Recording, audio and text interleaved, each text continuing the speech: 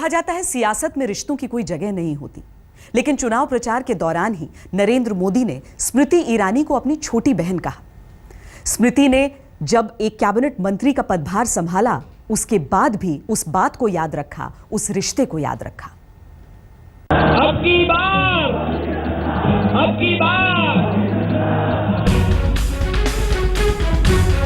14 के चुनावों में चेहरा भी मोदी थे, मुद्दा भी मोदी। चुनावों की उस आपाधापी में मोदी अधिक से अधिक सीटों पर प्रचार करने पहुंचे थे, लेकिन अमेठी की ये चुनावी रैली खास थी। कांग्रेस की इस पुश्तैनी सीट पर राहुल गांधी चुनाव लड़ रहे थे और किसी भी दूसरे उम्मीदवार की जीत के आसार न के बराबर थे। मेरा ये अनुभव रहा है कि राहुल गांधी जी जनता के प्रश्नों का जो है उसका उत्तर देते नहीं हैं। फिर भी मैं भारतीय जनता पार्टी की प्रतिनिधि होने के नाते जनता के सवाल राहुल गांधी तक पहुंचाऊंगी। अमेठी पूछे एक सवाल, इस प्रकार का एक कैंपेन चलेगा जब हर दिन राहुल गांधी के सामने जनता के माध्यम से, हर विधानसभा से, हर तहसील से, हर ब्लॉक से, हर मंडल से, हर बूथ से प्रश्न राहुल गांधी को पूछे जाएंगे।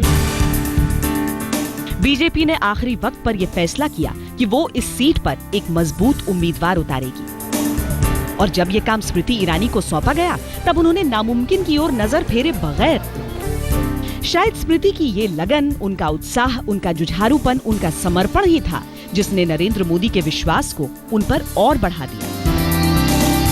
ये जग जाहिर है कि स्मृति ईरानी और नरेंद्र मोदी के रिश्ते हमेशा से अच्छे नहीं थे, लेकिन मंच पर मोदी ने रिश्ते की ऐसी डोर बांधी कि स्मृति भी भावुक हो गई। और मेरा भरोसा मेरी ये छोटी बहन पर है। भाइयों बहनों, हर एक को अपनी बहन पे भरोसा होगा, मुझे इस मेरी बहन पे ज्यादा भरोसा है। He has called you his choti behan. Yes, that is another blessing, isn't it? I was quite overwhelmed when he did that. It was quite unexpected. Oh gosh, it was quite unexpected.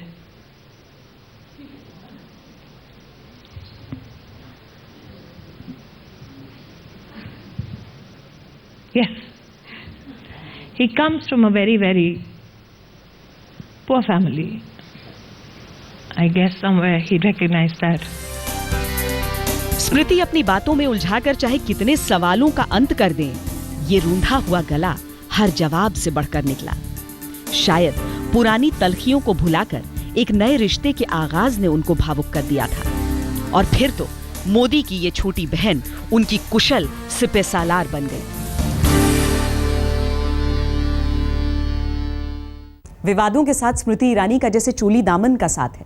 जब से उन्होंने केंद्रीय मंत्रिमंडल की शपथ ली है, तब से विवादों ने उनको घेर रखा है। उनके काम को परफेक्शन की कसौटी पर परखा जाता है। कभी उनकी डिग्री विवादों में आती है, कभी उनके फैसले।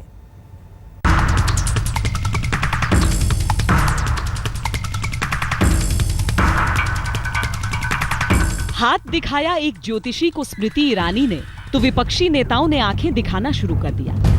आरोप लगाया कि देश की मानव संसाधन मंत्री अंधविश्वास को बढ़ावा दे रही हैं। उन्हें विज्ञान के जमाने में ये सब नहीं करना चाहिए।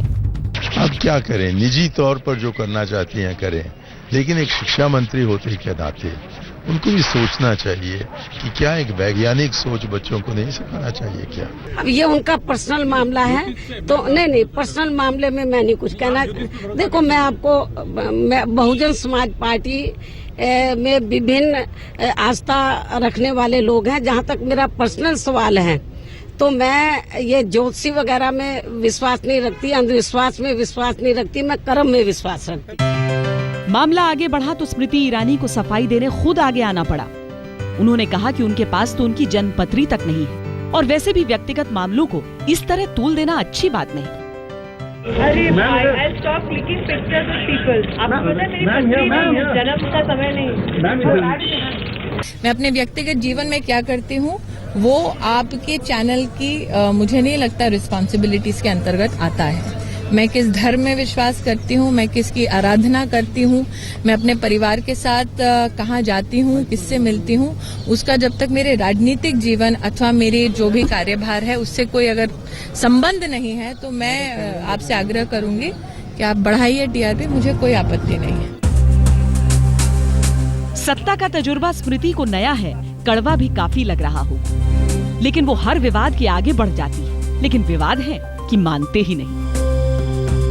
एक कदम तो दूजी कहानी शुरू हो जाती है।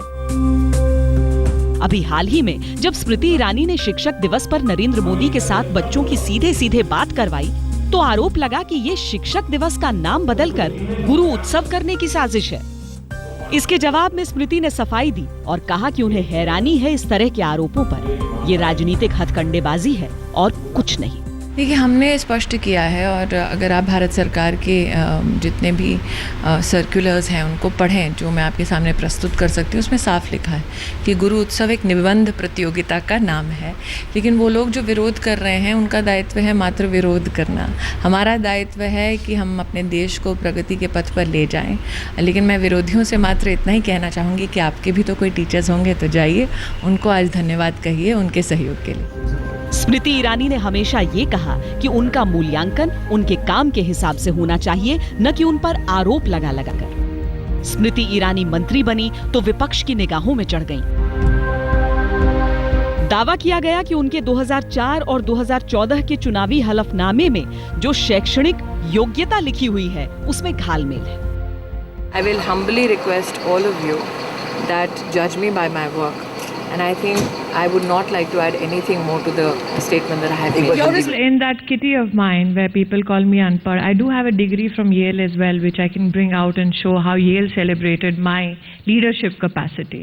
And I have said this, that extraneous circumstances are being created so that I deviate my concentration from what my goals are, and I should best be judged on what I deliver as a minister. आप स्वयं मेरे खिलाफ PIL दाखिल कीजिए, मैं इसका जवाब आपको कोर्ट में दे दूंगी।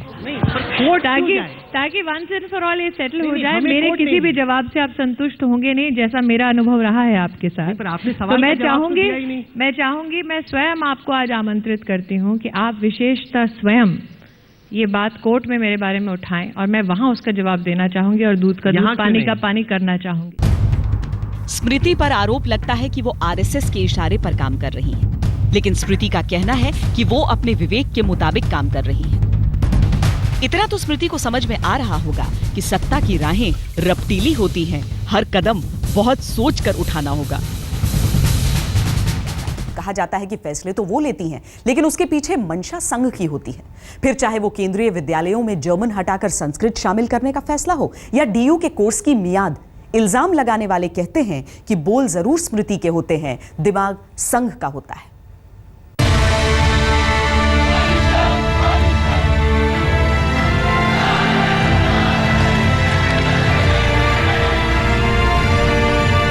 हर बात पर हंगामा, हर कदम पर हाय हाय। शपथ लेने के पहले दिन से स्मृति ईरानी का हर फैसला विवादों से घिर जाता है, या यूं कहें कि विवादों के घेरे में ले आया जाता है। सरकार ने फैसला लिया कि देश में सभी केंद्रीय विद्यालयों में हिंदी अंग्रेजी के अलावा संस्कृत पढ़ाई जाए। तब बहस इस बात पर शुरू हो गई कि जर्मनी को हटाकर संस्कृत पढ़ाए जाने का फैसला RSS के इशारे पर लिया गया और इस फैसले के जरिए सरकार शिक्षा का भगवाकरण करना चाहती है। पिछली UPA सरकार और केंद्रीय विद्यालय के बीच शिक्षा समझौते के तहत जर्मन भाषा को तीसरी भाषा के तौर पर शामिल किया गया था, जबकि स्मृति ईरानी के मुताबिक ये राष्ट्रीय शिक्षा नीति के खिलाफ था। इसके तहत तीसरी भाषा देश की 22 भाषाओं में से ही होनी चाहिए। यहाँ सबसे बड़ा सवाल ये उठता है कि इस तरफ एक भी आवाज नहीं उठती कि संस्कृत अब तक पाठ्यक्रम में शामिल क्यों नहीं था।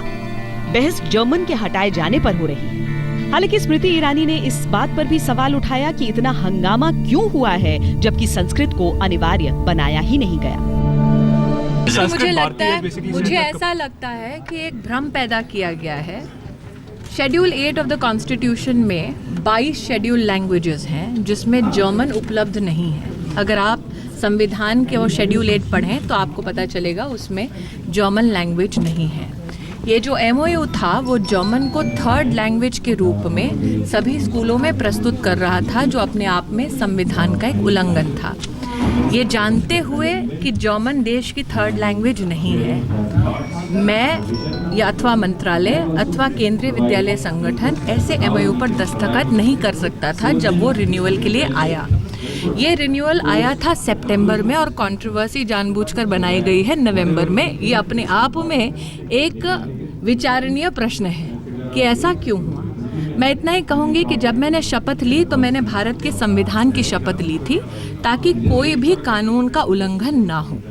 जहाँ तक कि विद्यार्थियों का सवाल है, मैं बताना चाहूँगी कि केंद्रीय विद्यालय संगठन ने कक्षा 6 से लेकर 8 तक के सभी स्टूडेंट्स की काउंसलिंग को उपलब्ध कराया है। साथ ही जो भी इंडियन लैंग्वेज स्टूडेंट पढ़ना चाहें, जो भी, मैं इसमें संस्कृत का मात्र उल्लेख नहीं कर रही हूँ, जो भी इंडियन लैंग्वेज स्टूडेंट्स पढ़ना चाहें वो पढ़ सकते हैं। उनके लिए अगर मान लीजिए एक छात्र को तमिल पढ़ना है तो उस एक छात्र के लिए एक टीचर उपलब्ध कराया जाएगा। जर्मन एक फॉरेन लैंग्वेज है जो फॉरेन लैंग्वेज के भांति पढ़ाई जा रही है और मुझे लगता है कि जानबूझकर कंट्रोवर्सी इसलिए क्रिएट की जा रही है क्योंकि मैंने प्रेस ब्रीफिंग में लगभग 4 दिन पहले लिखित रूप में सारे बिंदुओं को स्पष्ट कर दिया था। तो जानबूझकर केंद्रीय सरकार एक ऐसे एमओयू का दस्तखत नहीं कर सकती थी जो 3 लैंग्वेज फॉर्मूला को वायलेट करता है, जो इस वक्त 33 राज्यों में ऑलरेडी लागू हो चुका है। अलीगढ़ में जाट राजा महेंद्र प्रताप के जन्मदिन को एएमयू कैंपस में मनाने को लेकर विवाद हो, तब भी स्मृति ईरानी का ही नाम आता है, भले ही पूरे मामले से उनका या उनके मंत्रालय का कोई लेना देना हो या न हो। दरअसल मानव संसाधन विकास मंत्रालय संभालते ही जिस तरह से स्मृति ईरानी ने यूजीसी से दिल्ली विश्वविद्यालय के हमेशा चर्चाओं में रहने वाले 4 साल के अंडर ग्रेजुएट प्रोग्राम को खत्म कराया, उसने उन लोगों को जो स्मृति को अनुभवहीन समझते थे ये समझा दिया कि कोई उन्हें कम न आके। लेकिन आरोप ये लगा कि ये फैसला आरएसएस की स्टूडेंट विंग अखिल भारतीय विद्यार्थी परिषद के दबाव में लिया गया।